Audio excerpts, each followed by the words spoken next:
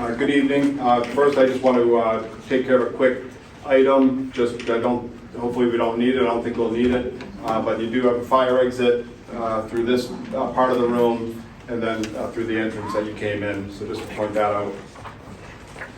I'm Jonathan Daly LaBelle. I'm one member of Rhode Island's Vibrant Peace Community.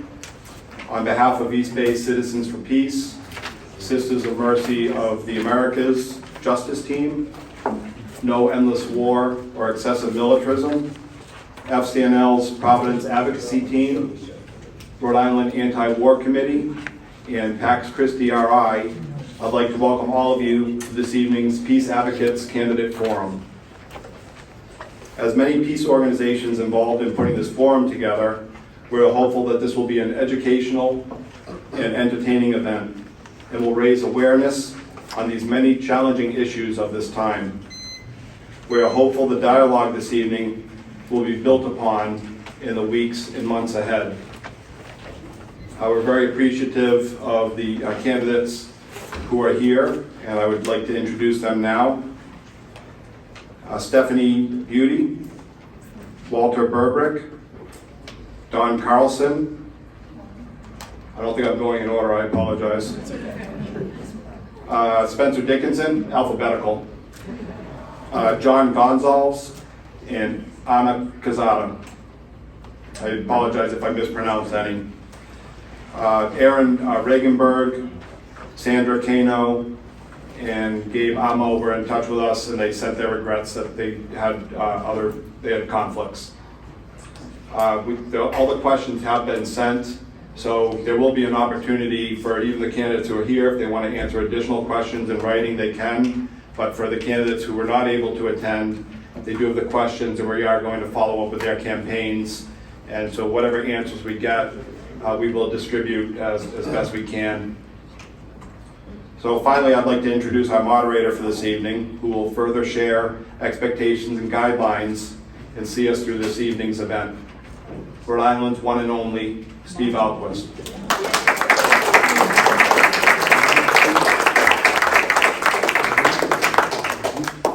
Thank you very much. Thank you, everybody. That being said, being here counts double. So even if they do put the questions out later, you get a lot of credit for being here. So thank you.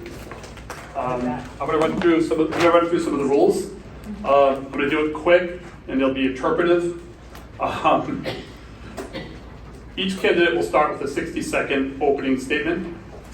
Then we're going to go through, and you have the sheets in front of you. There are 4 yes or no pledge questions, which I'll be reading, and then we'll go right down the line and get everybody's yes or no. After that, there's more complicated questions. They will be assigned according to this mysterious sheet that will randomly assign questions to some of the candidates, but not all the candidates. So they know all the questions, but they don't know which questions they're necessarily going to be asked.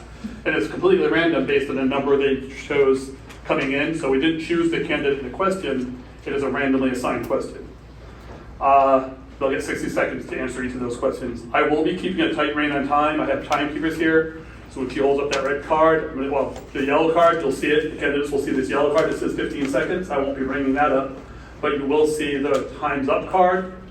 And I will say, when I see the time's up card, I'll say, okay, thank you, that'll be time's up. And then hopefully people bring it to a close. We are asking the candidates to refrain from mentioning other candidates. This is a forum, not a debate, and so we're trying to keep that. At the very end, Nancy Hood will have a few words in closing, and we end at 7:45, and I think the library wants us out promptly by 8, so we have about 15 minutes to wrap it up. Have conversations. Beautiful to be outside here and have a conversation if you want to hang out in a little bit of the darkness. It's a great time. Great library. And thank you to the library for having us. This is really, really wonderful. Okay, we're going to start right in with the pledges. And I think they're up here. You can read along if you like. But I'm going to be reading them out loud. 60 seconds to start? Yeah, but after, no, these are the yes or no's. Intro first. Candidate's opening speech. Say again? Candidate opening speech. I am sorry, yes. We're going to go with the candidate's opening statements first. That sounds, and we're going to do them right in order, so we'll start with Walter to my right. Can you hear me? Hello. Nope. No, there we go. Yep. Awesome. Well, thank you so much, everyone, for being here. It's great to see so many folks, so many familiar faces. And but I know, you didn't really come out here to see us. I think, it's because you believe in what this country and this community could be, right? And despite, 70% of our nation's wealth being held by 10% of Americans, you still believe that we can have an economy that works for working people, right? Despite how polarizing and petty our politics are today, you still believe that we can unite a divided nation and a divided Congress around a common purpose. And despite this being the hottest record on a year on record, you still believe that we can save our planet. And those are the same beliefs that compelled me to resign from 15 years of federal service to continue serving and fighting for you in Congress. So thank you very much. Good evening. Thank you everyone for being here, and thank you for putting this together for us. My name is Quesada, and I'm a state senator for District 2 in Providence. I represent, I got District 2, like I said, in Providence, that's Reservoir Triangle, West End, South Side, and part of Silver Lake.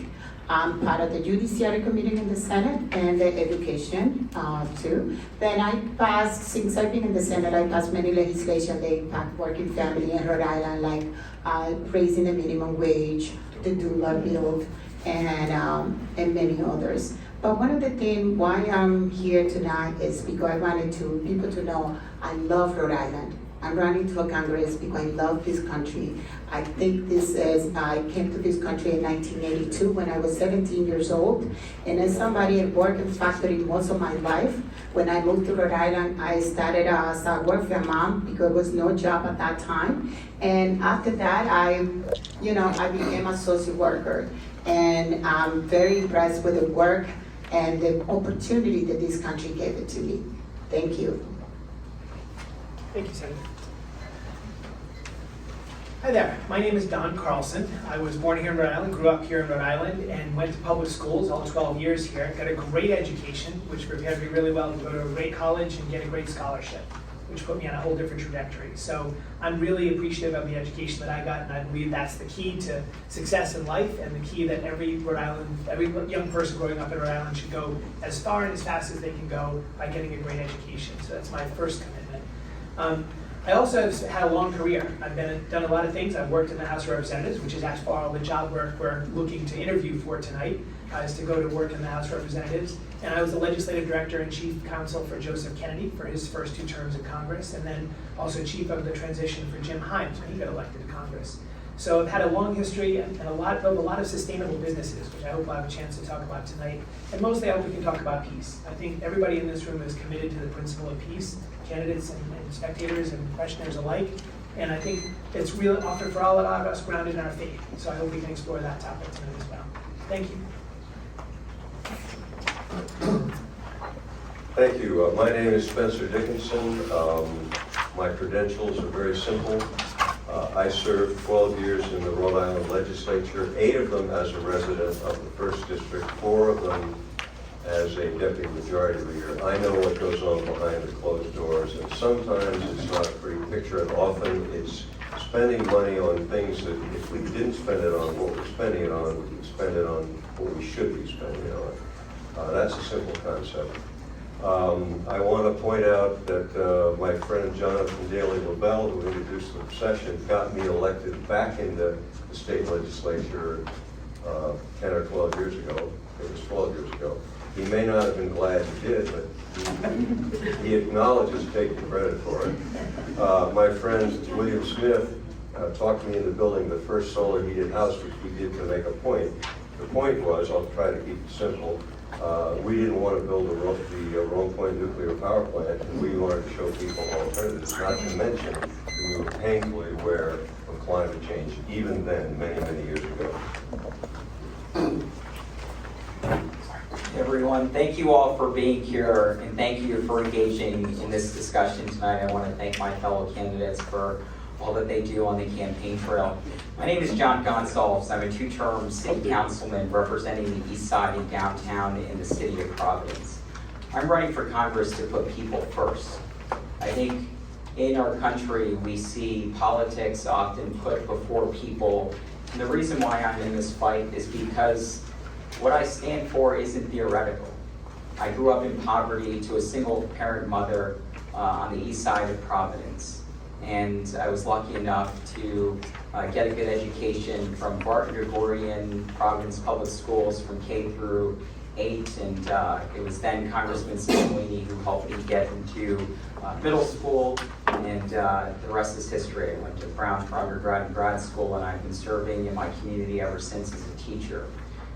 As a teacher, I teach my kids about peace. And that's something that we're going to talk about tonight, and I'm so thrilled to have that discussion. We need... Thank you. Thank you. Hello, good afternoon, everyone. Thank you for being here, and thank you for having me. My name is Stephanie Beauté. I didn't get to be born here in beautiful Rhode Island, but I did stay here. So I was born in Brooklyn. When my parents separated, and 2 years afterwards, my mom decided to move to Rhode Island. And I've been here since the 7th grade, and I have not left since then. I went to Gilbert Stewart Middle School, Hope High School, and then I got a scholarship with the Talent Development Program at URI in order to be able to afford college. I'm the first person in my family to go to college, and since then others have followed. My sister's a pediatrician. She would argue she's the smarter beauty. I think. So I'm running for Congress because I really am good at fixing things. In college, I was part of Jumpstart and teaching kids how to read so that we could be prepared for kindergarten. I'm an AmeriCorps member, very proud of that, a lot of community service. And after that, I became a social worker for folks with developmental disabilities. Did that for some time, and I got my master's, and I've been in tech ever since. So all the boring, nerdy stuff, that's kind of what I do. And we look at fixing things, the intermediate, then the first year, 5 years, and 10 years, and I think we should have something that's more solution-based. Thank you. All right, that was all very good. Why don't we leave that with you, Stephanie? We'll do it this way towards me for the first pledge, and we'll just go back and forth. Makes sense for passing that one. I'll read the pledge questions, which should be coming up on the screen in a sec. Pledge A reads, as a result of the debt ceiling negotiations between the President and the House Republicans, the 2024 budget allocates a $28 billion increase to the Pentagon while decreasing the domestic portion of the discretionary budget by $63 billion. This includes reduced spending for veterans programs. The outcome is a record high military budget of $886 billion, or almost 56% of the discretionary budget, and cuts in programs for the most needy. This info is from the National Priorities Report. The pledge reads, I pledge that if elected, I will support Representatives Barbara Lee and Mark Hogan's People Over Pentagon Act or other measures to reduce the military budget by $100 billion.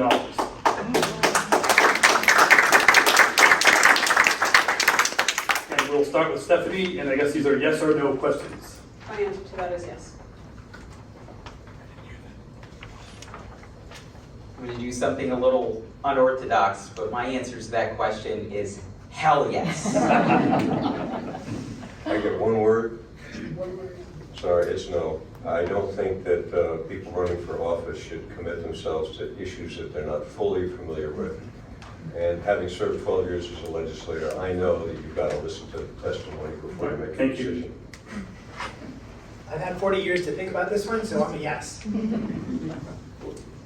Yes. This actually might come to a surprise for folks, but having spent the last 20 years working this very issue, I agree. I'm going to say yes. Thank you. Hold on to that mic. No, you hold on to the mic. We'll start with you going on. Pledge B.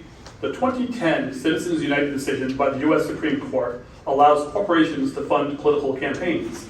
Some feel that this ruling has dramatically shifted political power in the U.S. towards corporations, including wealthy military contractors that profit from wars.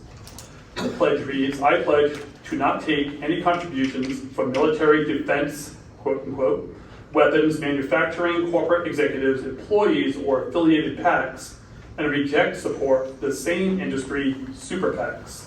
Starting with Walter. Yes. Yes. Yes with respect to the PACs, no with respect to individual citizens who have First Amendment rights to participate. probably the worst decision the Supreme Court ever made, causing us a lot of trouble. But again, I'm going to follow my example of not the right time to be making that type of pledge. I think, yes, we need to end Citizens United, and we also need to stop the massive spending from some of these defense contractors in our political process. It's why our campaign doesn't accept any corporate PAC money or any fossil fuel money. We follow the rules and just say yes. Yeah. I would like yes or no's, because that is the rule. So, and I'm supposed to enforce those rigidly, but I won't. Pledge C. Through malfunctions, mistakes, and miscommunications over the past 70 years, there have been 15 or more times when nuclear war nearly broke out. Perhaps the most promising response to this danger is the Treaty on Prohibition of Nuclear Weapons, now in effect as international law in 68 nations, for which the U.S. has not yet joined. If the U.S. signs this treaty, encourages other nuclear-armed nations to join it, and agrees to ratify it when they do, the U.S. might become a world leader in dismantling the nuclear threat. Some members of Congress have signed the ICANN Parliamentary Pledge, a pledge to work towards U.S. acceptance of this treaty. So we are asking, yes or no, would you sign this pledge as well? Yes. Yes. This will surprise you, no. But find out why. I read through the whole treaty and the pledge this morning, and my answer is no. Yes. Yeah, the truth is, we are one wrong decision away, a miscalculation away from nuclear conflict. So my answer is yes. Cool. Pledge D. Article 1, Section 8, Clause 11 of the U.S. Constitution reads, Congress shall have the power to declare war, grant letters of marque and reprisal, and make rules concerning captures on land and water.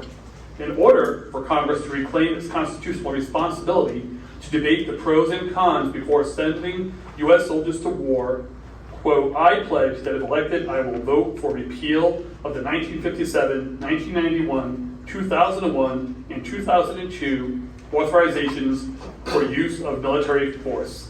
I'm not going to try to pronounce them all. Yes to 57, 91, and 2002. Repeal and replace 2001 because it's outdated. Yes. Yes. Definite yes. Strongly with the spirit of this, but again, the devil is in the details, and we need to know what they are. By the way, I have to work in some facts as I go along, because I couldn't talk fast enough to get into the initial comment. Many, many relatives who are Quakers. I served in the Army, so did my two kids, my two sons. These are complicated issues. We have to know what we're talking about. Yes. I've read it and I say yes. Thank you. Okay, so the following question, randomly assigned to only 4 of the candidates, is candidates 1, Walter, 2, Anna, 5, John, and 6, Stephanie. And I'll read the first question, and we'll start with C1, Walter. We can start with Stephanie. She's way down there. It's got the mic. Why don't we get it? Okay. What do you think are the greatest security threats facing Americans today, and does our military budget help address them? Please explain. You have 60 seconds. Whoa. I know. Time to start now? Yeah. I think that the biggest threat that's currently facing our nation is cyber risk and cybersecurity. What that does is, one, folks are really using social media, the type of information that you're receiving, being able to infiltrate that, create propaganda, create instability amongst our communities is a big threat, and not knowing, who is in fact doing so. And we actually saw through the one before the last, during the presidential election, Russia was in fact infiltrating our social media and pushing propaganda to cause Hillary Clinton to lose the election in that regard. So that created a lot of instability there. Also, when you think of a lot of things are online, the way that we shop, the way that we build, the way that we interact with each other. people can use that information to take your bank account information, sharing that with machine learning and AI can sound like me, and you think that you donated to your daughter or to someone that you care about. That creates a dangerous precedent, and I don't think our military budget has actually had the funds to address that. Thank you. John? On this question here, Yes. I'll read it again. What do you think are the greatest security threats facing Americans today? And does our military budget help address them? Please explain.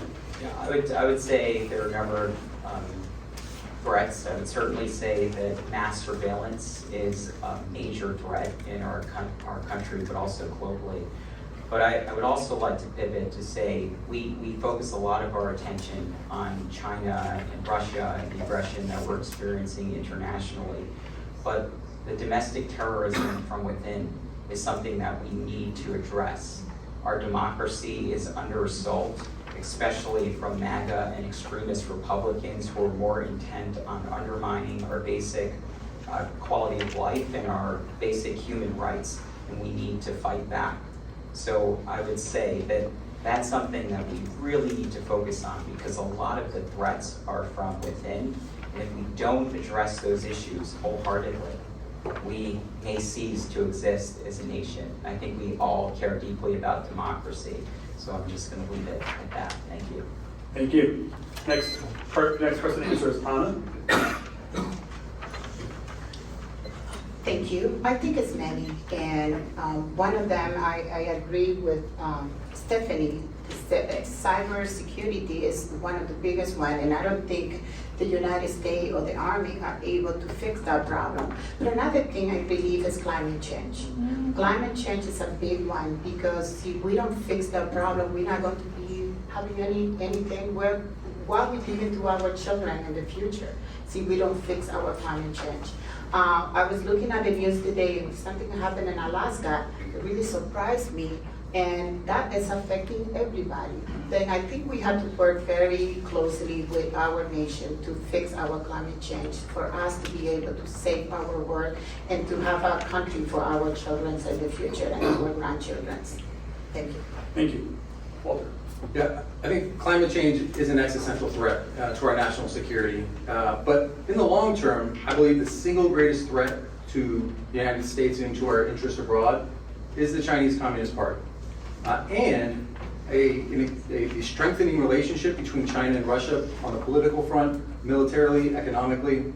But right now, the most urgent and dangerous threat to Americans is Russia's war in Ukraine. There's a very real possibility that this war could escalate, both in terms of its intensity, but also beyond the scope of Ukraine.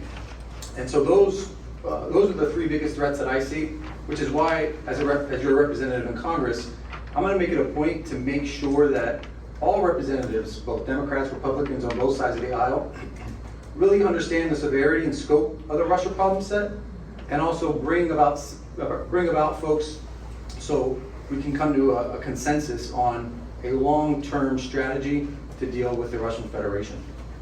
Thank you. Hold on to that mic.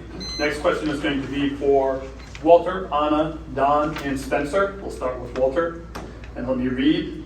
At the breakup of the Soviet Union, the U.S. pledged not to extend NATO eastward, as has now happened. Some U.S. diplomats, including Jack Matlock, former U.S. ambassador to Russia, see this as a provocation, although not an excuse for the Russian invasion. As a congressperson, what do you think should be the role of the U.S. in the Ukraine war right now? Starting with Walter. Yeah, I think time after time, over the course of our history, each generation has stepped up and answered the call to defend democracy and to preserve peace, and it's our turn right now. And so as a country, I believe we have a fundamental obligation to support the people of Ukraine. And number one, it starts with making sure that Ukrainian sovereignty, its territorial integrity is restored, not what it was 2 years ago or even in 2014, but what it was in 1991 after the fall of the Soviet Union. Number two, it's making sure that we integrate Ukraine into the NATO and European Union family, both economically and security. And that doesn't mean right this second, but being strategic and smart about gradually doing that. And number three, it's making sure that Ukrainian people have the training, the resources, and the capabilities to defend themselves and to defeat Russian attacks. And I think a big part of what we can do right now is I'm gonna go ahead and pass it over. Okay, Anna? Or you can use your card. Well, that's true, I forgot, that's okay. But anyway, somebody who came from Latin America, and I see the United States intervened in many issues in Latin America for years. What happened in the 90s in Panama, what happened in the 60s in the Dominican Republic. And I can mention many other countries. The United States had, even sometimes making sure how politicians get empowered in different countries. And I really have to say, I really believe the United States had to continue to support Ukraine. Seeing the news every day, seeing what's going on with elderly, youth, children being killed, they're fighting to be free. And we are the leading country for free country. Then I think we need to support them. I think we need to create and help them. And I think they're fighting for the same right the United States we fight for. To be free, to be able to have your own country, and to make your own decision. I agree with the two prior speakers. I think we need to stand by the Ukrainian people. They're fighting for their own freedom as well as our freedom. So they're on the front lines right now doing that. And I think it's appropriate that we're supporting them both with humanitarian aid and with the equipment that they need to fight the good fight. So I think they're standing up for us right now, and they're standing up for our freedoms as well, and we should support them. That said, I do think that the expansion of NATO close to the Russian border is a provocative act. And I think one of the things we should remember is that had we admitted Ukraine into NATO 6 years ago, 5 years ago, then we would be at war with Russia right now because they invaded. So it's a really important thing to think about. It's important to think about, can we do things to ease the tension with Russia as opposed to accelerate the tension with Russia? And I think getting closer and closer to their border by having more and more countries join NATO is a provocation in that way. Now, that said, NATO is a defensive alliance, not an offensive alliance. So it's not perhaps reasonable for the Russians to feel provoked, but they clearly do feel provoked. So I think it's important to ease tensions and limit the expansion of NATO closer to the Russian border. Thank you. The question is very well worded. I'd just like to say that I remember feeling very strongly when the Soviet Union broke up that expanding NATO was a very serious mistake, and I think that's proved to be true. It did not make NATO any stronger. It did not add to our security. On the other hand, we are where we are. I don't think we can allow this to happen. We can't let Putin do what he's doing and overcome Ukraine, make it part of the new Soviet Union as he wants to do. If I can loop back before my 15 second sign goes up, I mentioned a couple of things, but I mentioned I was in the Army, I mentioned I had Quaker relatives, but I also want to tell you that what brought me into politics was George McGovern, and some of you who are so young you have no idea what I'm talking about. But I worked for George McGovern for a reason in several places, 3 states, and I was a McGovern delegate, and I knew why. And if anybody wants to know, we can talk about it sometime. It's a very serious matter. All right, hold on. Hold on to give that to Don if you want, because we're going to start with question 3 goes to Don, Spencer, John, and Stephanie. Let me read it. The United States of America is the world's largest arms exporter, accounting for 40% of global arms sales during the period of 2018 to 22. That's from the SIPRI Arms Transfer Database, March 2023. Very often, these sales are to governments in the Middle East, Central America, Africa, and Asia that are among the worst human rights abusers in the world. Please share some of your thinking on these concerns, and what do you see as Congress's role in addressing these concerns, if any? Don? Sure. Reading this question and preparing for the debate tonight, I felt ashamed. I felt ashamed that the United States is the world's biggest arms supporter, the world's biggest arms provider, and arms manufacturer.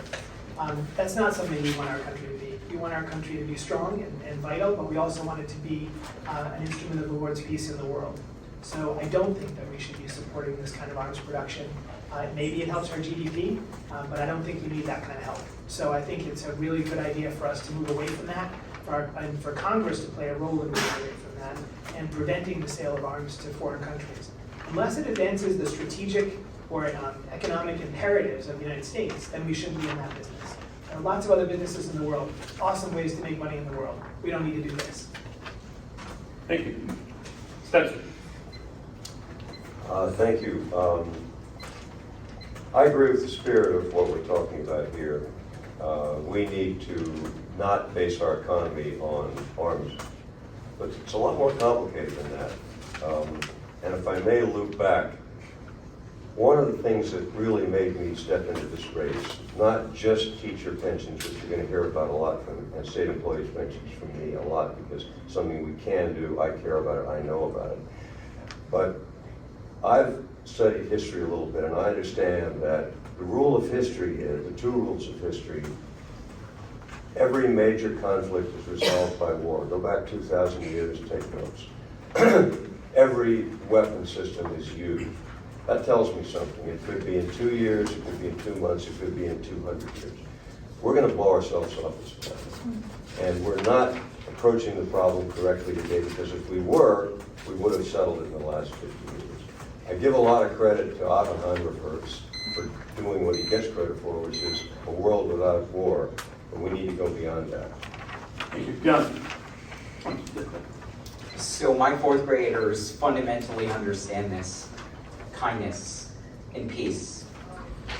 I teach a lesson, and it's a developmentally appropriate lesson, on the bombing of Hiroshima and Nagasaki. It has to do with a story during the Japanese internment camps. It's a story called Sylvia and Aki. And I want a future for my kids where we don't have nuclear weapons. I think that's what we should be striving for. And I might not have to remind you of the fact that the anti-war movement, although that was a long time ago, you were around for it, is still alive and well. It is, yeah, let's get it up for the anti-war. And our military-industrial complex is exactly what's wrong with this country. And I'll go out on a whim and say that, because I want peace in this world. And I want my kids that I teach to have peace in this world as well. Thank you. So a lot of the issues with the sales to these governments, I'm just going to tie in some of the language that was used prior, about, unless we're in the arms business or strategic and imperative business of the United States, that's literally one of the things that caused a lot of the issue in the conflict with Afghanistan. So we were there to strategically support, we provided them with training, and then we had a crux of communities that then turned into what we now call the Taliban, right?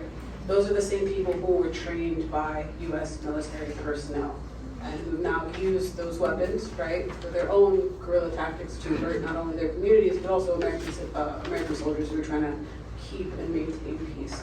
And so the US's position has always been that weapons have been profitable and war has been profitable, because that's how they have sales. The instability in a lot of nations, especially a lot of African nations, has been as a result of that. And the only way that we change that is by changing the way that we look at our relationships. Instead of it being a business, that it's a partnership to keep peace.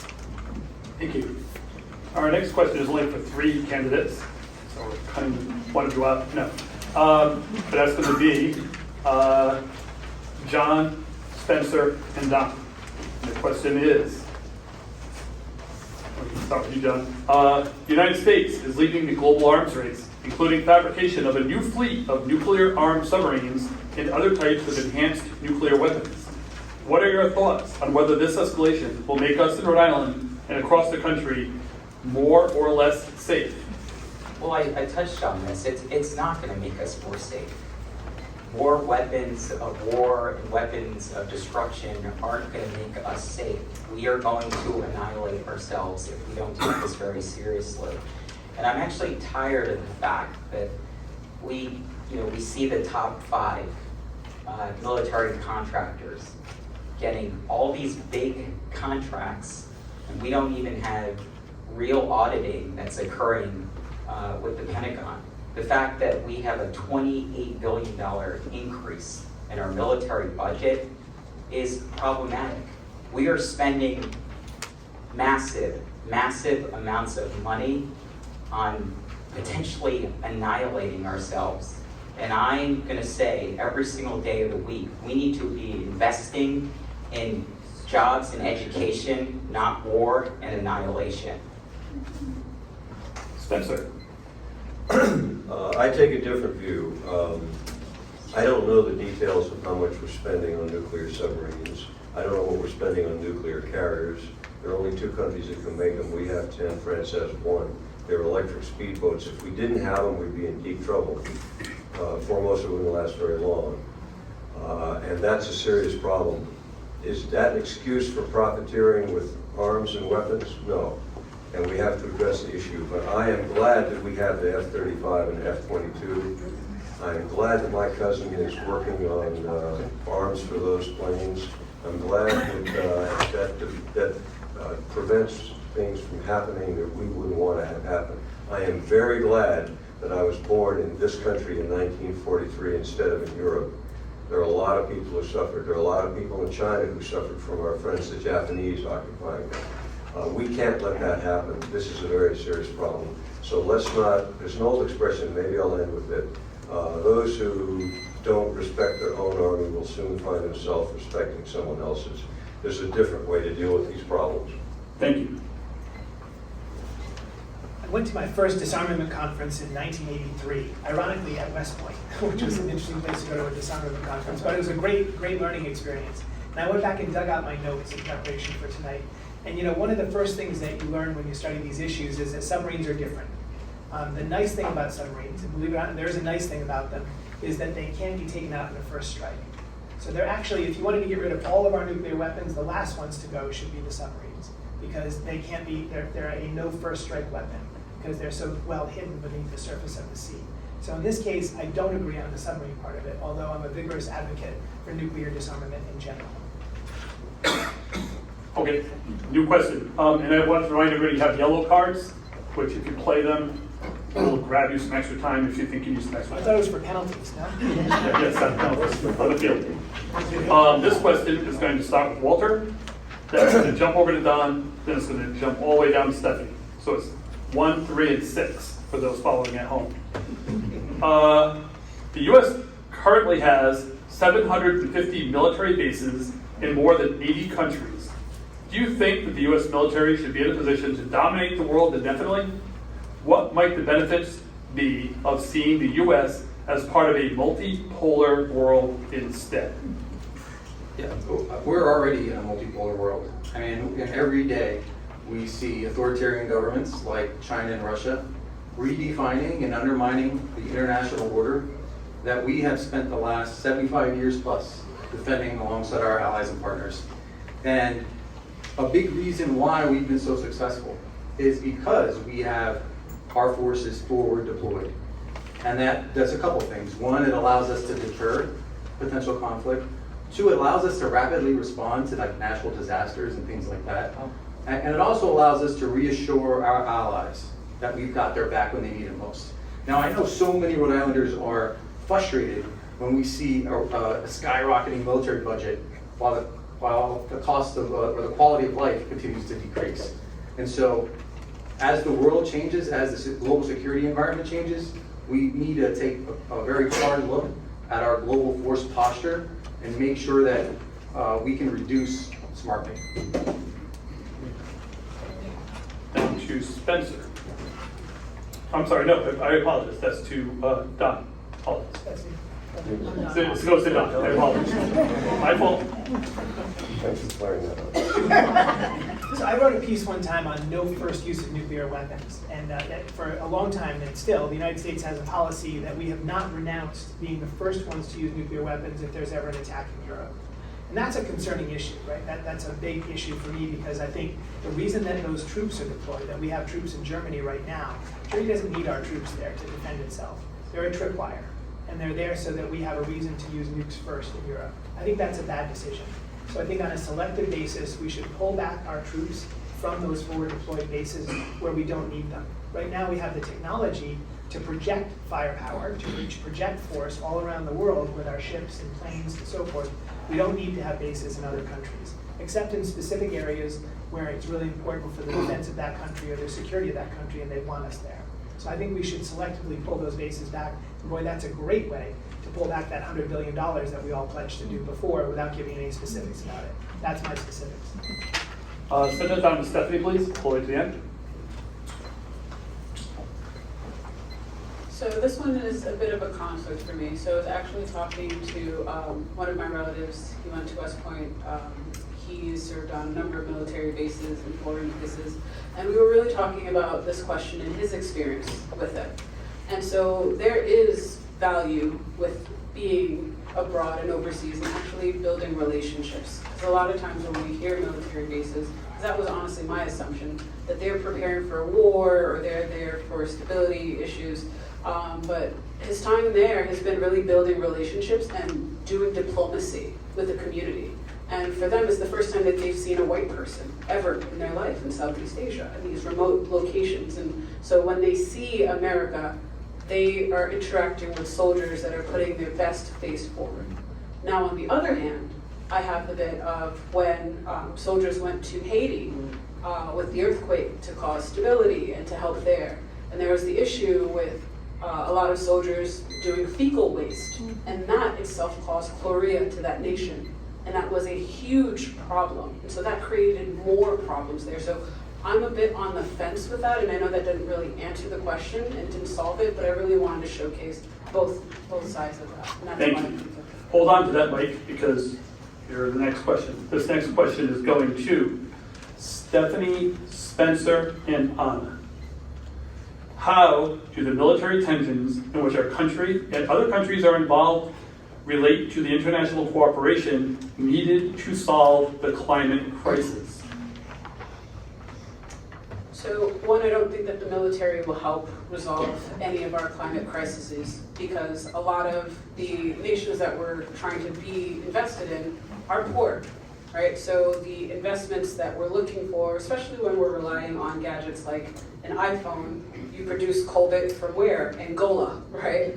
So you have people mining and literally causing wars and instability because that is wealth. And so if I tell everyone to give up your iPhone for peace, you won't really get unanimous consensus on that, right? So when you talk about folks who are, for example, in the Caribbean, who use coal to fire up because they can't afford to have stability in electricity in their spaces, and so they have to cut down trees in order to be able to eat. So how will you be able to convince someone that I can't cut down trees in order to boil water, but I have only 1 hour of electricity a day? So I don't think that resolves anything, especially with military tensions. I want us to be pragmatic and honest about what we're asking people to do. Thank you. Spencer.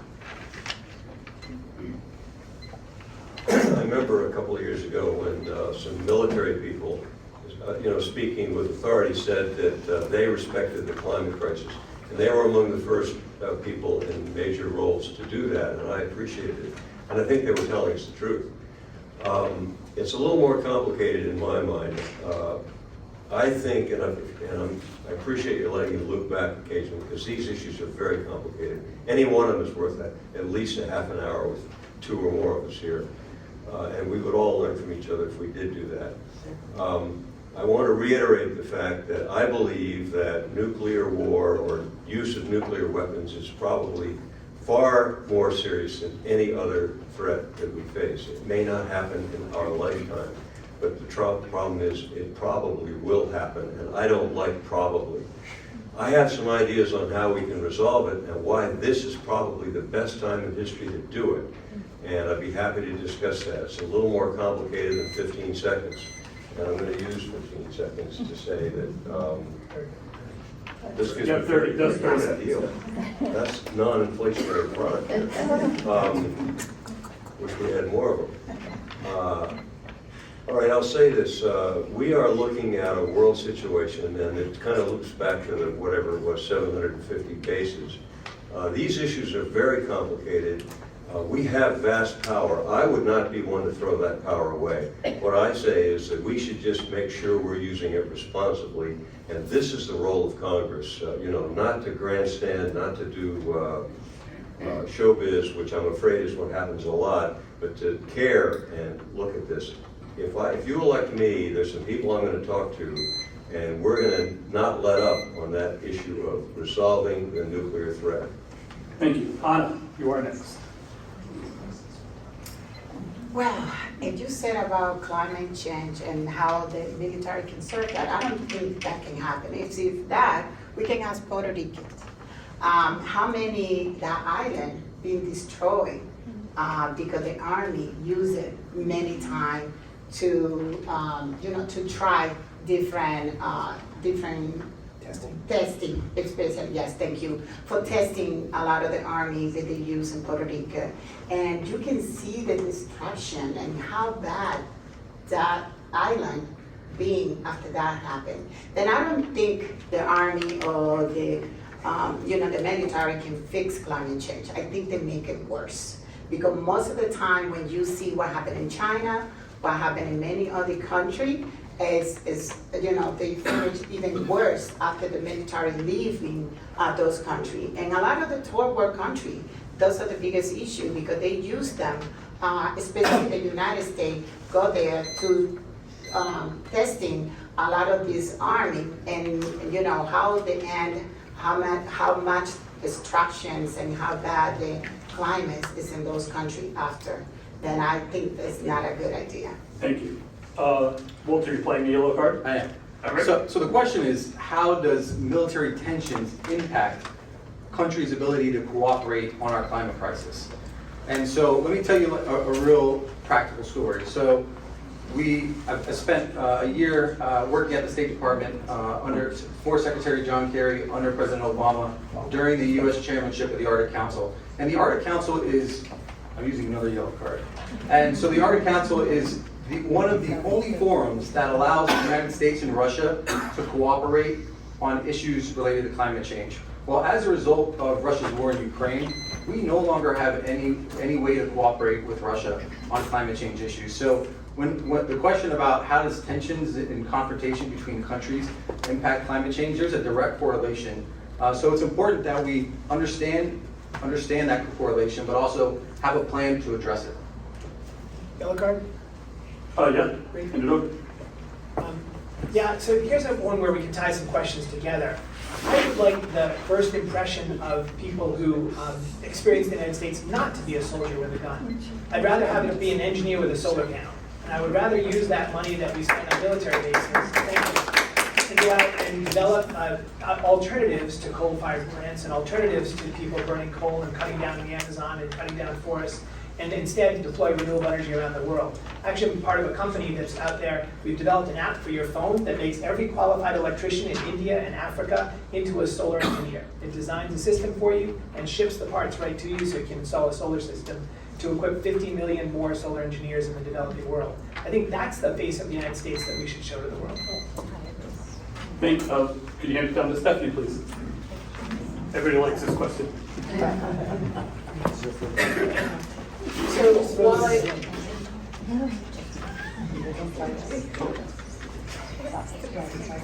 Don't start it yet. When you're ready, Stephanie, we'll start. lost my train of thought. Well, I think that sounds well and all with an app, but when you're thinking about people who live in Egypt who don't have access to Wi-Fi with spotty networks, they're not really interested in your solar panels. They're interested in rice, they're interested in grain, they're interested in stability to be able to have a roof over their heads. And having more military presence, especially with someone wearing a suit that wears the uniform of the military, doesn't invite warmth. It only triggers the type of chaos that they've experienced in their countries. And I'm going to use another yellow card because I have many friends who actually fled from Liberia in the middle of a civil war, and they have seen the grossest of trauma. And they have also seen how the U.S. has also played a part in those types of traumas with mining for diamonds, and that itself being a war. So presenting solar panels and showing them engineers will not bring the change that we would like to see because of the relationships that we've had in the past. So the way that we do that is really by walking away and starting diplomacy with conversation and not enforcement. Thank you. I think it's now safe to go on to the next question. That's going to start with John, go to Spencer, and then to Anna. And it's a long question, I'm going to read it. Don't hold your breath. As you may know, the government has some programs to support peace building abroad to keep conflicts from growing into bigger wars. The Institute for Economics and Peace has estimated that every dollar invested in preventing violence can save up to 16 in responding to violence. But the most recent House budget is zeros or drastically cuts funding for 3 important peace-building programs at a time when violence is on the rise worldwide, even though funding these 3 programs adequately would cost less than just one F-35B fighter jet. Would you support increasing funding to at least atrocities prevention at $25 million, up from just $5 million, complex crisis fund, $66 million, up from $60 million, reconciliation programs, $40 million, up from $25 million? What other suggestions would you make to promote peace building? And we're starting with John. Absolutely. I think this is a no-brainer. So I would support every single one of those programs. But I want to mention something that I think is an undertone of something that some of my colleagues on this stage have mentioned, which is you can hold the military accountable, but also support the military. So I just want to be very clear. I support our intelligence community. I support the military for keeping us safe. And I think in addition to those programs, again, a lot of this requires a lot of nuance, but we need to invest in our veterans who did so much for this country in the past to keep us safe. And that's why I support the Veterans COLA. I'm going to use one of these cards if you don't mind, to support more historic investments in for our veterans who have put their lives on the line and have done so much better previous service. But I would say peace is the answer.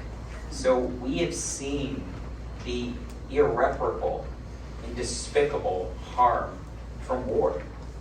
And to aspire to a world where we don't have war is an okay place to be. And I just want to remind everybody that there are 820 lobbyists in Congress. There's one for every single member of Congress and more that are fighting to basically have more military spending. And so we have to fight back against that. We have to make sure that we keep our world safe, secure, and peace. And again, I just want to affirm the work that our military community does. Thank you. And I also want to affirm all these critical programs. Thank you. Thank you. Spencer, yes. These issues are getting a little more complicated. Are you sure we can't come back for 20 or 30 hours? Because they're worth talking about. I would like to just make an analogy, and I don't think it's brought up in any of these questions, but as a person building and helping other builders build solar heated houses that save millions of gallons of fuel many years ago and still are working, most of them, I know what it's like to sit in a room with a couple of guys in suits like mine, listening in and trying to figure out what I'm about to say and why I'm so dangerous. And who are they working for? When you find out it's either the electric company or somebody that makes oil. But there's more to it than that, because technology takes us a long way. When I hear somebody say on the radio, well, you know, battery cars won't work, I remember an interesting fact, and I might have to use a card here, but this is something that means so much to me. You probably know this, maybe you don't. There's a pyramid on top of the Washington Monument, and it's made of aluminum because aluminum was more valuable than gold when the Washington Monument was built.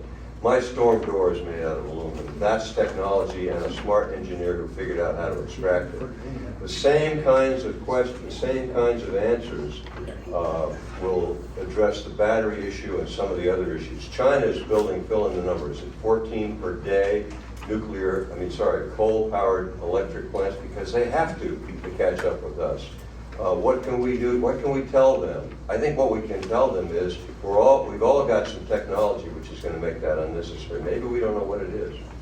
But I think that kind of cooperation is important. In the meantime, the job of Congress is to understand the issues and maybe channel the energies of this incredibly rich country. We've got so much going for us. I'll stop there, but I feel that very strongly. Thank you. Let's send it down to Anna. I definitely, I would support all those programs, but one of the things, I remember one time, a student said to me, the biggest thing that he can have in his life was a pen. And he said the reason he wanted a pen is because pen gives you can sign peace. And you know, so many times we talk about creating peace around the world, and it's so hard because people don't learn to communicate. See, if we communicate better, I think we hear. You know, but people, when you get together with Vladimir Putin or all these big leaders, they don't want to talk to each other. They don't have a way to communicate with anybody. They just want what they want and how they want it, and they will take it. And I would definitely say that the United States need to play a bigger role to be able to save and to go back to be the leading country of democracy, peace in the world. And how they do that is if we started learning how we communicate to each other, how we work better with others, how do you respect other people. Because sometimes when you don't give respect, you're not going to be able to do what you wanted to do in your life. And I think the United States played a huge role since they started promoting peace around the world and not making so many everywhere. I think you want to say something, but Yeah, I think so. Don is playing the yellow card. Yes, yeah, exactly. This is chump change for Congress, these numbers up on the board up here. Those are not billions up there, those are millions. So this is a tiny amount of money to spend to invest in peace when we think of the cost and the devastation of war. So this is an easy question to answer because of course we want to negotiate, we want to create diplomatic options, we want to send in our best and our brightest minds to try to figure this out. But also, military spending creates jobs. Let's be real about that. A lot of jobs in Rhode Island. $7.6 billion came into our economy last year through military spending right here in the state, and they're good jobs. So the issue is that we need to really create other forms of alternative employment to supplant those jobs. We need to shift that spending to fighting climate change instead of fighting wars. So people really do want those solar panels because what those solar panels represent from other places around the world are light in the darkness, refrigeration to keep your food safe, and communication with the outside world. Because it's not a solar panel you're buying electricity. And that's why I think we need to deploy those resources around the world. That will create great jobs, great paying union jobs for Americans and for other people around the world. I think we're good, thank you. Question 8 is going to, let's start right down here with Walter. It's going to be for Walter, Don, and Stephanie. Hope these are working out fair. Get ready. Representative Betsy McCollum, Democrat from Minnesota, has introduced the Children and Families Act, which would curtail United States military funding to Israel that pays for the military detention of Palestinian children, the demolition of Palestinian homes, or the annexation of Palestinian land. As a representative, would you support Representative McCollum's bill? I would support this bill because U.S. taxpayer dollars should never be used to demolish homes of anyone, to annex anyone's land, or to detain children. And this gets back to the human rights question that was raised earlier, right? And there's a central role for Congress to make sure that we hold our executive branch accountable and making sure that our foreign arms sales are done in a way that keeps these countries accountable, right? Whether we're talking about Egypt or Turkey or others. And so Congress has a real role here, and Congress needs to enhance its oversight capabilities to make sure that this doesn't happen. Thank you. Great. Don? Israel is the best imaginable ally we could have in a really tough part of the world. A part of the world that's characterized by torture, by repression, by suppression of women's rights, by all kinds of historical wrongs.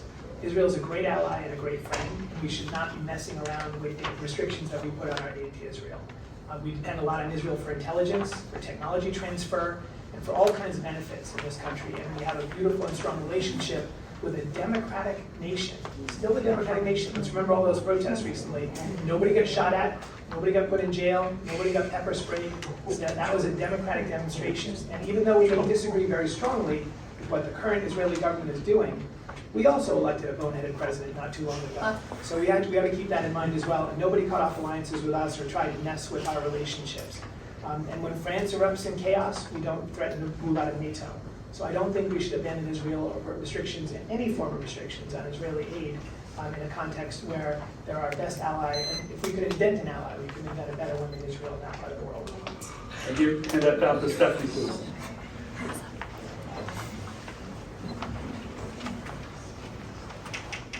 So I think it's a bit hypocritical to want to offer solar panels to starving countries, but not speak to a nation that's taking some severe abuses to their neighbors. I think it's contradictory, and it doesn't show a sense of awareness of what the plight is. And to be quite honest, any type of aid that we're providing any country, it should have legislation in tying that into how you're going to use that money. We wouldn't want Ukraine to take that money to hurt other nations, right? So we want to tie that into. So it's not really saying that we're not going to support Israel. And if you are truly an ally and we want to be role models of human rights, then we should also expect that people who use our money would also represent us well in that regard. And I think it's painful to watch and to sit back and to be mute about that. And if you are a true person and you have a true friendship with anyone, whether it's a sibling or a colleague, you would be honest with them about what they're doing. And I think that we need to be honest with Israel and to maintain that relationship and to be able to save face here Thank and you. to do the right thing. Sorry. Steve, do I get a response to the hypocrisy charge? Do you have a card? I used up all my cards, but I just got to.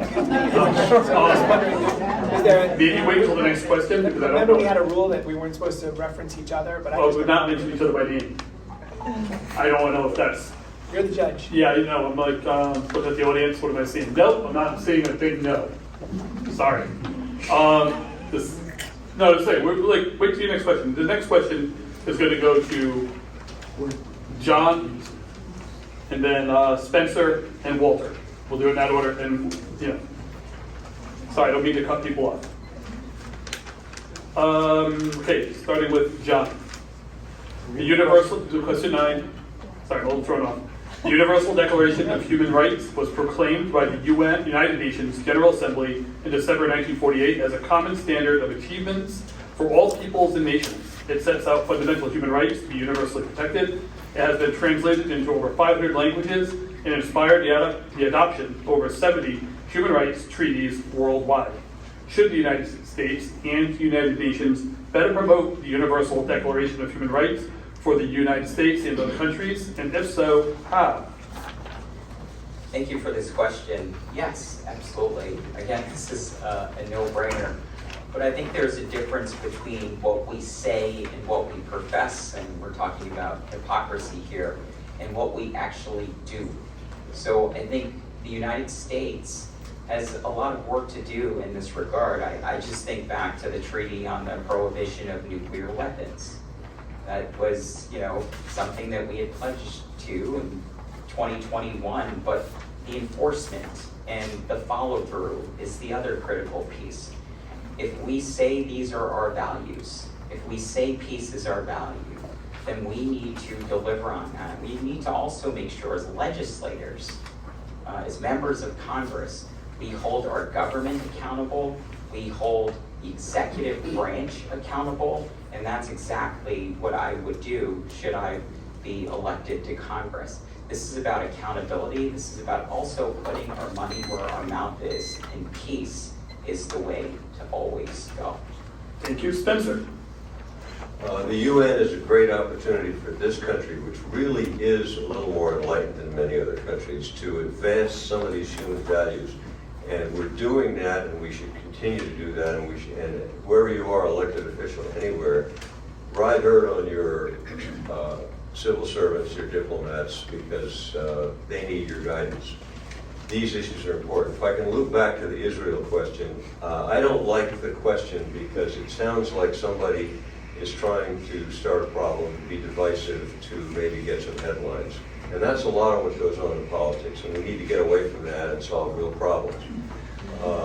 This will shock you, but I'm going to say it anyway. I crossed the Israeli border from Lebanon at night with 2 Israeli soldiers carrying Thompson submachine guns in the backseat of a Ford. My friend's mother was blown up by a landmine in a similar location. Somebody wants to call me up later or find me a coffee, I'll tell you how that happened. But we do need to help Israel. I think that one of the candidates here said that it's a friend that maybe needs our guidance or advice. And let's not ignore our responsibility to do that. There is a solution. I think I see a diplomatic solution to the problem. I'd like an opportunity in Congress to promote it. Thank you. And Walter? I spent the last 2 decades serving our country and bringing together leaders from across our government, across our military or interagency or intelligence community, members of Congress, as well as our allies and partners, to keep Americans safe from authoritarian governments and from the threat of climate change. And if we want to promote the UN Declaration, it starts at home, because the greatest threat isn't from abroad, it's from within. It's from right-wing extremists who are ripping away the very freedoms and values and democracy that I've spent the last 2 decades defending. And so we got to get our own house in order. And if we want to promote these rights, then we got to lead by example. Thank you. Personally, I think it's one of the greatest documents ever written, one of the most important documents written by any people ever. I'm going to go on to the next question, question 10. This question is for Walter, Anna, and all the way down to John.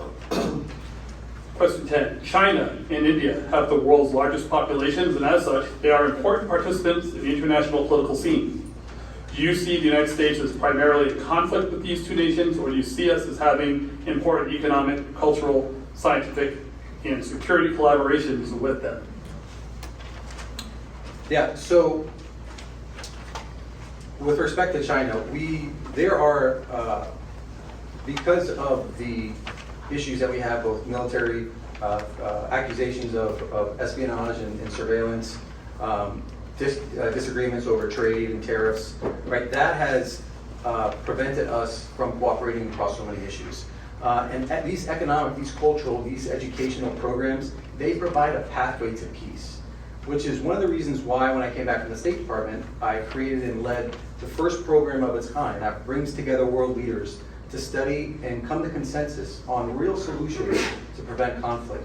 And we published a book last fall, and it's consensus of over 45 senior leaders from across the world, right? And that's exactly what the job of Congress is, right? So you don't need legislative experience, you need to understand how to build bridges, reach consensus, and that's how we collaborate. Well, China and the United States are not right now in the best relationship possible. Then I think we can use cultural and many other collaboration to be able to work with them. And we cannot ignore China is a growing big, and the United States need to be more how to work with them. But at the same time, not allow them to continue to grow the way they be doing. One of the things that China does is being friendly with a lot of Latin American, giving them a lot of money, and it was a way for them to buy and to get into those countries as something the United States is not doing anymore. Then I think we have to be more careful with China. We need to be preventing how the China be growing in the last few decades, and the United States need to, but it's a lot of way for the United States to improve relationship with China and India, and I think we're gonna need to use it through cultural and many, and collaborating with them in different ways. Thank you. Hand that down to John, please. Thank you. I think this is a very good question. So when we think about the strategic and cooperative partnership for peace, that hasn't really gone very well in terms of China and India's relationship with each other. But I think there is a historic opportunity here where we should be collaborating with these countries as much as humanly possible to address one of the greatest existential crises in our entire world, and that's the climate crisis.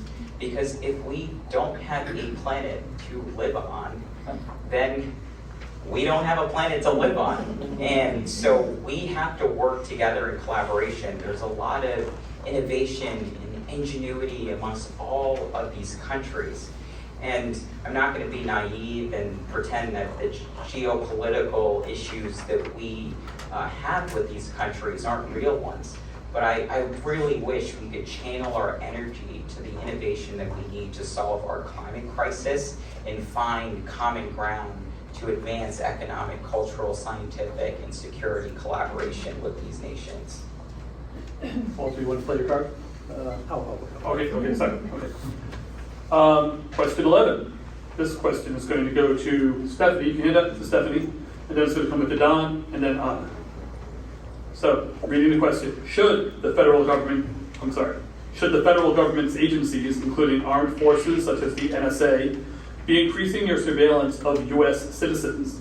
Do you believe we need more thorough use of information from surveillance through the internet and other technologies, or do you think we would be better off if surveillance was reduced?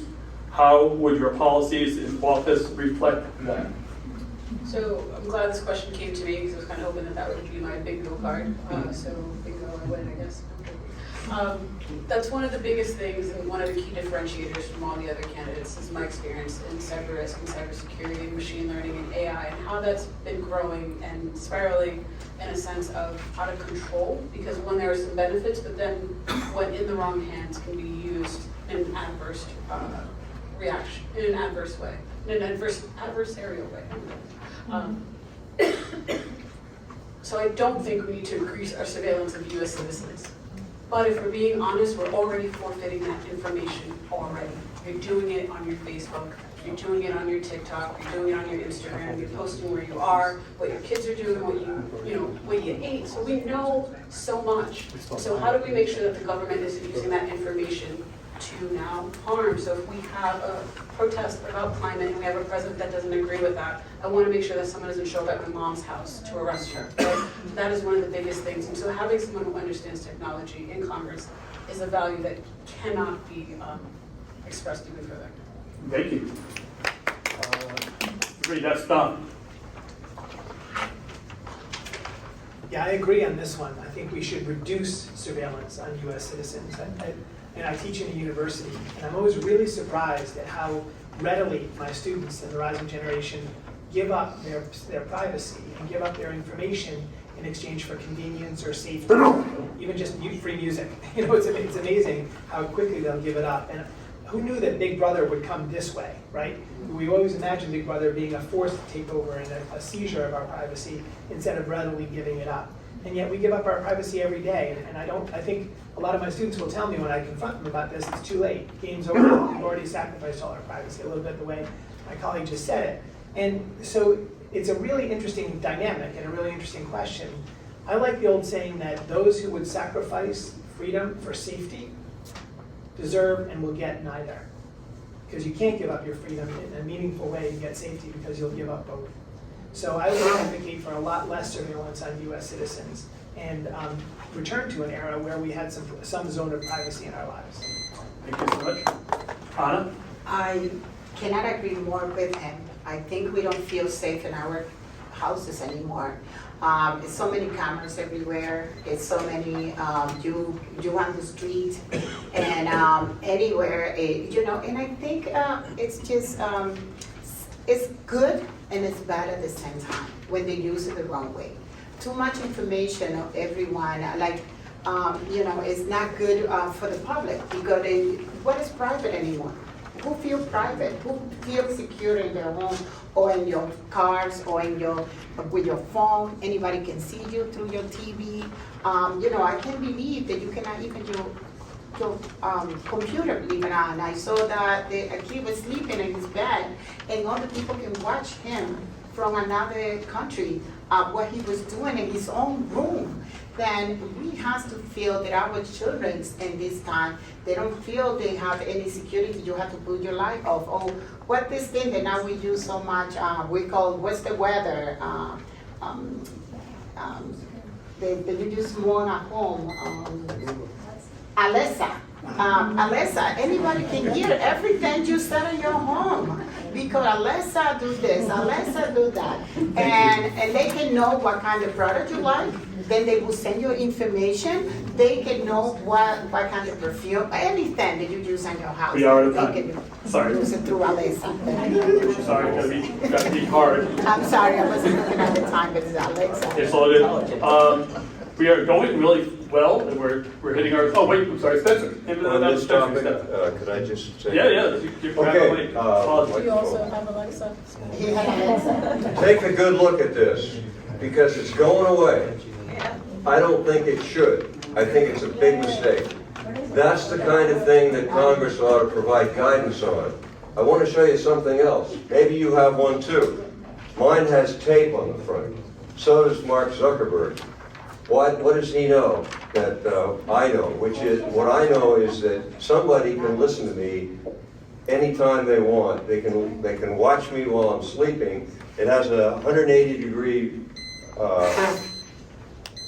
he has access to visuals 180 degrees. Set it down like this with the tape cover facing the table. They can see pretty much what happens in your room. This is a problem. It's going to get worse. Thank you. Why do they need this information? Well, this is important. On the card, go for Why it. do they need this information? Because, and this is something that comes to me part of my life. When my dad was, well, let's put it this way. When I was a kid, there was a Chinese revolution. It was a communist revolution. And he said, you know, China is killing 1 million people. If that were happening in this country, I'd be one of them. He worked for the government. I made a resolution at that point, maybe not to get that kind of a job, because I didn't want that to happen. People are collecting information, and I will tell you, this is a bet, I can't prove it, but there's a file folder in China for you if you're on their list. If they kill 1 million Americans, they can run this country. And if they do run this country, they're going to need to kill 1 million Americans. This is the Can you hit that? information they're going to need. Sorry, hand that to John. He's playing his card. John, Getting excited. Yes, I think artificial intelligence is something that we really need to address in our country. I encourage you to go to our website, johngforcongress.com. We have a pretty robust platform on this very issue. At the local level, I'll tell you a story that I think is relevant. We have these flock safety cameras, for example, that could collect your information continuously. And I think the civil liberty violations there are really concerning. To your point, Big Brother is watching. If we don't address this issue wholeheartedly, but also make sure that there are checks and balances, this is going to be a significant issue for our country. Thank you. All right, good. All right. We're going along swimmingly, but we have some extra questions because we were ready for this if we went fast. So I'm going into our M1. This question is only for two of you. It'll be for Spencer and Walter. Here we go. There is growing interest in creating more green jobs. Many suggest, including prominent thinkers, Stephanie Saddle of the Cost of War Project, Brown University's Watson Institute, and Miriam Pemberton of the Institute for Policy Studies in Washington, D.C., funding can come, at least in part, by reducing military spending. If you agree with this concept, please share some of your thinking about this economic conversion. If you don't, why not? And for Spencer, and then we'll go to Walter. If you'd asked me this question many years ago as I was getting out of the Army, I would say it's pretty obvious we spent too much money on the Army. But that may not be the whole story. And I think the thing is these questions are subtle. They're complicated, and I think what we need is people who understand the issues and can do arithmetic, not like the kind of arithmetic that's done on the Finance Committee in the state of Rhode Island, which I'm all too familiar with. We've got to understand these issues, we've got to look into them. I can't answer this question one way or the other. In principle, we're probably wasting money on a lot of things, and the military may be one of them. And if I have any time at all, I want to loop back to the fact that I'm not satisfied with the job that Congress is doing to protect me from my cell phone. It's a serious problem, it's going to get worse. Oh, I got 15 seconds. So let me reiterate, Congress is not doing its job on a lot of levels, and that's because the voters are not requiring congresspersons to focus on these issues. And if I can summarize, personal privacy, electronics, super important. Going the wrong direction very fast, way past 1984. Thank you. Sorry to cut you off. Walter? So I think we kind of almost ending where we started, and that's on the first question on the pledge. And so I would have not only voted against the NDAA, which by the way, I probably would have been one of two veterans in Congress that would have done that.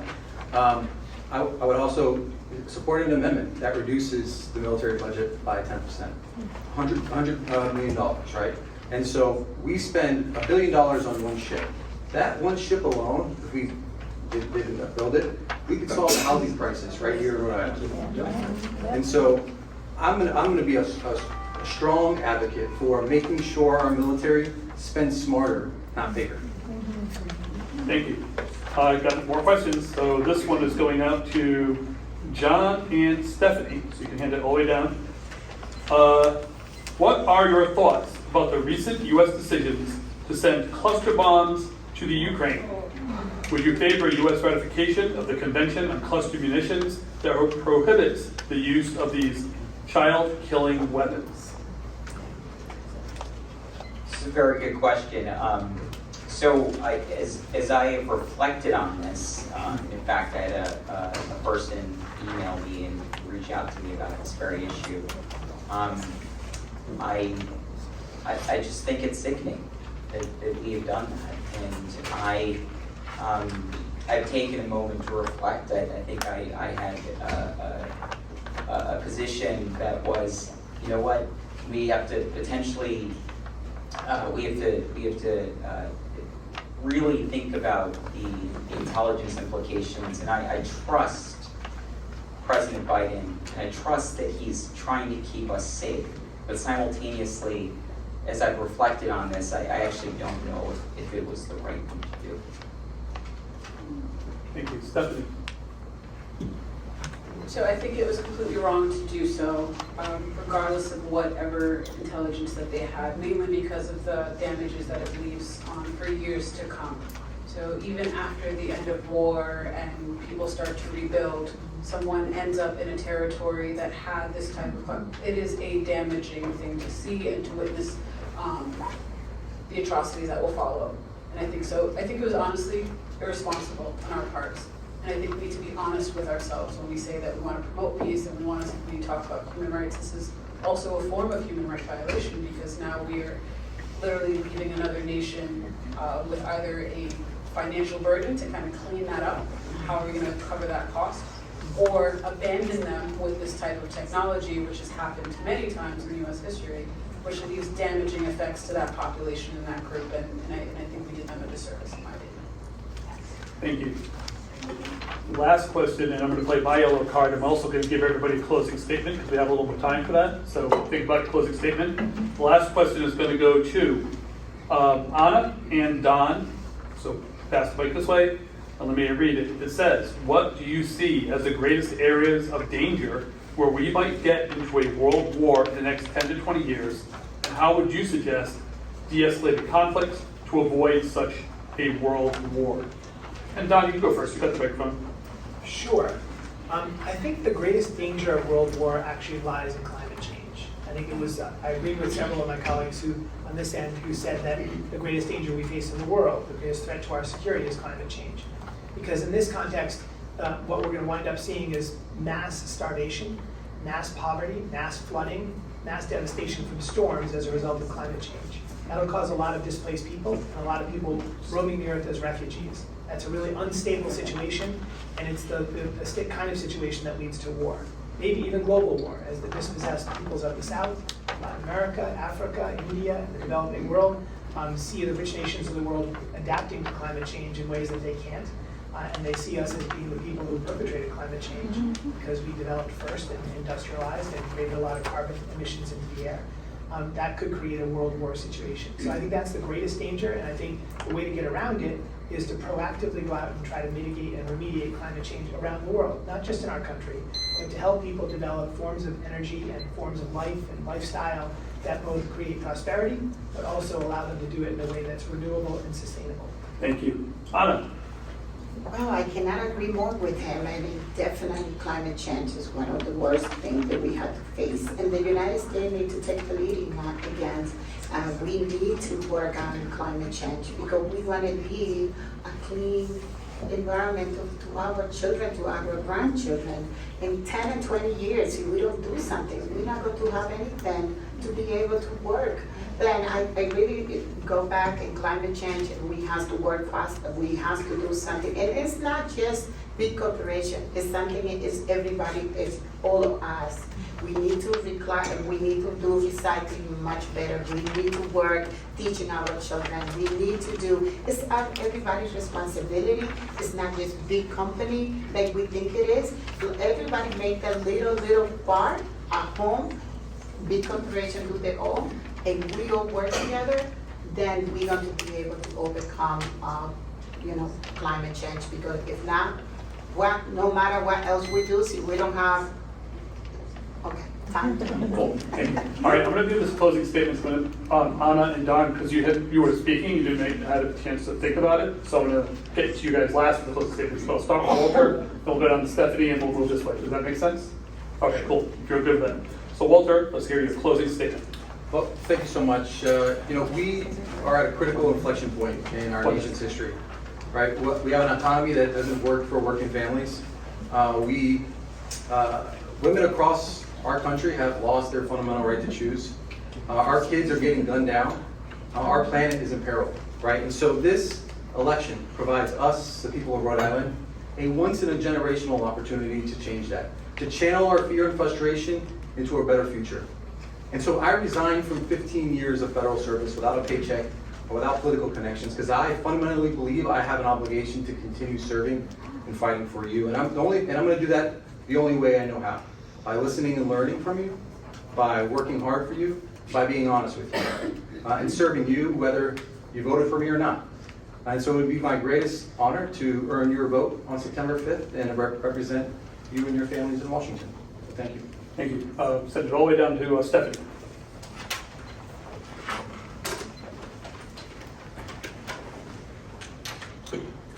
Thank you so much for participating in democracy and finding time to sit and hear and listen to us share our perspectives. I want to thank you for that. I'm running for Congress because I think that we need some fresh ideas and we need some new perspective. I think we need some fresh blood.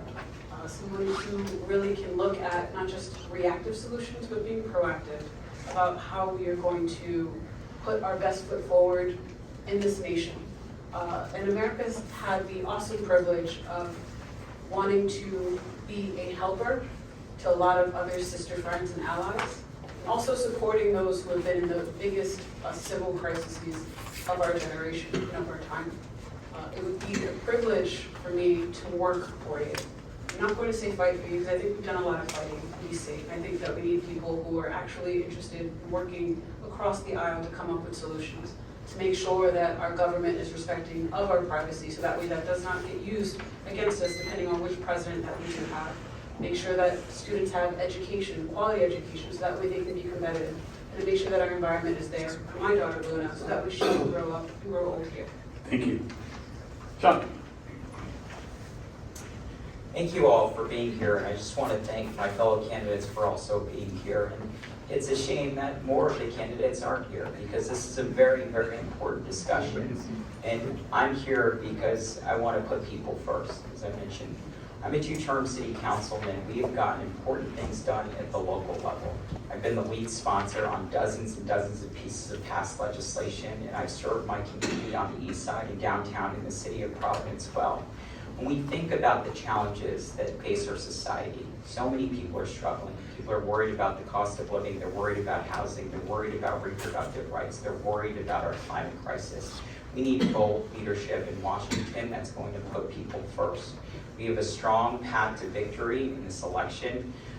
We have a lot of support far and wide in the community. It's because we are staying true to our values. And I know that peace is an important component to that. Peace shouldn't be radical, and I just want to end with this point. It's the H.G. Wells point that if we don't end war, war will end us. Thank you. Spencer? I just want to remind you of some things which maybe I should have said at the outset. I've had the same girlfriend for 50 years, my wife Avery. I've got 4 kids, I've got 9 grandchildren. I'm extremely lucky. I have everything. I've worked very hard. I've learned in the legislature that many politicians are not helping you. And a lot of people that I know say, well, they get elected and then they don't do anything. And all they do is talk about some plan, but they don't do it. That's what I see happening in Congress today. I promise you I'll change it. I won't lie to you. There will not be any Inflation Reduction Act, which is really probably a good thing, an environmental act, but it's not an Inflation Reduction Act, and that's a lie. I won't do that. And I think I'm tired of hearing it done that way. And there may only be 435 congresspersons. I'll be around there reminding them all, don't call it something that it's not. Tell the truth to your constituents. And I think the Democratic Party is at risk of suffering here. My time's up. But one of the reasons I'm running is because I think we have to retain and sustain the Democratic Party and its core values. If you want to know what I think they are, ask me later. I got a lot of stuff to ask you later. Take notes, I will know. Hey, we should go out for coffee. A couple of years ago, the dean of Yale Law School decided that she wanted to create a leadership program to teach the rising generation of young people at Yale Law School how to be great leaders in the future, to train them for their last job instead of their first job when they get out. So she recruited me to build that program, to design and launch that program, because that's what I do, leadership. That's what we need in this country right now. We need really strong leadership to guide us in the right direction, to guide us towards being a united nation as opposed to a polarized nation. You have a choice as voters. You can send somebody to Washington who will drive further division and further polarization in this country, who will pull us apart and focus on our differences, or someone who will focus on our strengths and what brings us together. And I believe that there's a lot more that unites us than that divides us. So I get confused about some of these issues sometimes too. I think about these things a lot. I like to put leadership and democracy into practice. That's why I'm an EMT and a first responder in Jamestown. But it's also something that I get confused by. One thing that never fails me is to go to the prayer of St. Francis and say, Lord, make me an instrument of thy peace. And it settles the mind, and it always helps to point me in the right direction. It's never failed me once. And that was how I prepared for this debate today. Thank you. Anna? Well, I wanted to first thank each one of you for taking so much time today to come here today and listen to us and to answer these questions. But one of the things is I'm saying to you, I'm running for Congress because I believe in Rhode Island. I'm running for Congress because we need a women of color in Congress once and for all. I'm running for Congress because I believe that we need somebody who experienced, somebody who is a regular Rhode Island, who are not connected, who are not rich, who came to this country and without anything, I'm able to provide a life to my children, and I will do the same for yours. I'm somebody who work in a factory, and that's what I said. I went from the factory floor to the Senate floor, and from welfare office to the state office, because I don't give up, and I work hard for everything I have. I'm asking you to, September 5th, please vote for Anna Quesada for Congress, and I will work hard on Congress for you. Thank you. Thank you. At this point, I'd like to invite Nancy Hood to come up and give our closing words. And while she's coming up, we want to applaud for our candidates. I think that would be perfect.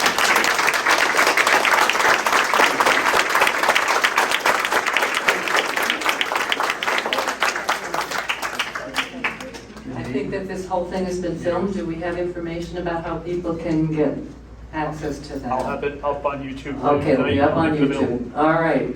So on behalf of all the Rhode Island peace groups who worked really hard to put this together, I want to thank our candidates for coming tonight and for sharing such thoughtful comments and respectful comments. And I'm kind of hoping that you do get together for a coffee, because I think this conversation needs to be continued.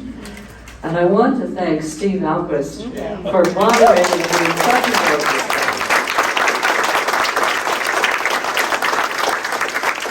And then I want to thank our audience for listening so respectfully, and I hope you all get together for coffee or tea or whatever and continue this conversation, because this forum was one of a kind about very complex and serious issues that we need to be facing, we need to be talking about.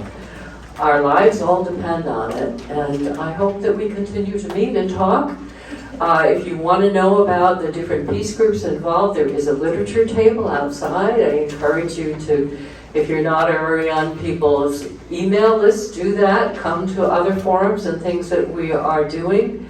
And by all means, hang out for a little while and talk. It's just that we're going to be booted out of here because the library closes at 8. And I need to thank them for providing this space. We should aim to be let's aim to get out of here by 10 of 8. Okay? All right. Thank you, everybody. Thank you.